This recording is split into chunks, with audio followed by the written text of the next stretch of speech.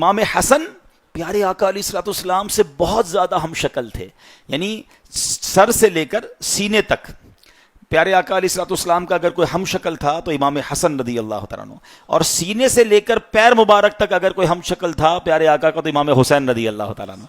یعنی یہ دونوں ملتے تھے نا تو پیارے آقا کی پوری تصویر سامنے آ جاتی تھی۔ یہی بات تو اعلیٰ حضرت امام اہل سنت نے کیا خوبصورت انداز میں بیان کی۔ چلے کچھ آپ کو اعلیٰ حضرت کی شاعری کی انٹرپریٹیشن بتائیں تاکہ آپ کو پتہ چلے کہ وہ کیا کمال کی بات کرتے تھے۔ وہ فرماتے ہیں ایک سینے تک مشابہ، ایک وہاں سے پاؤں تک، حسن سبتین ان کے ناموں میں ہے نیما نور کا، صاف شکل پاک ہے دونوں کے ملنے سے عیاں۔ جب یہ دونوں ملتے ہیں نا تو پیارے آقا کی تصویر سامنے آ جاتی ہے۔ مگر جو اگلا شعر کا جملہ ہے نا وہ بڑا انٹرسٹنگ بھی ہے، بڑا تھوڑا سا ٹپیکل بھی ہے، مگر سمجھ جاؤ گے تو ایمان تازہ ہو جائے گا۔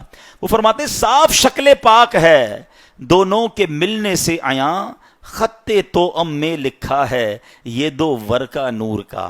ابھی خط توأم کس کو کہتے ہیں؟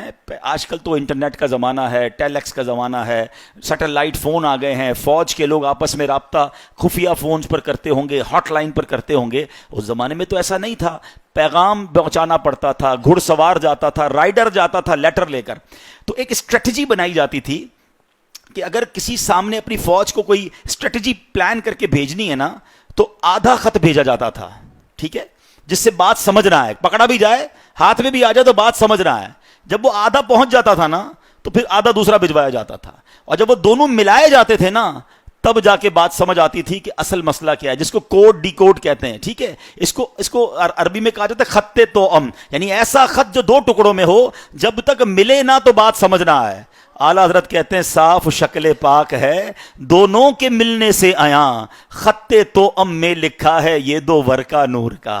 یہ دونوں ملتے ہیں تو میرے آقا کا چہرہ اور سراپا سامنے آ جاتا ہے۔ جبھی تو کہتے ہیں نا تیری نسل پاک میں ہے بچہ بچہ نور کا، تیری نسل پاک میں ہے بچہ بچہ نور کا، تو ہے عین نور تیرا سب گھرانہ۔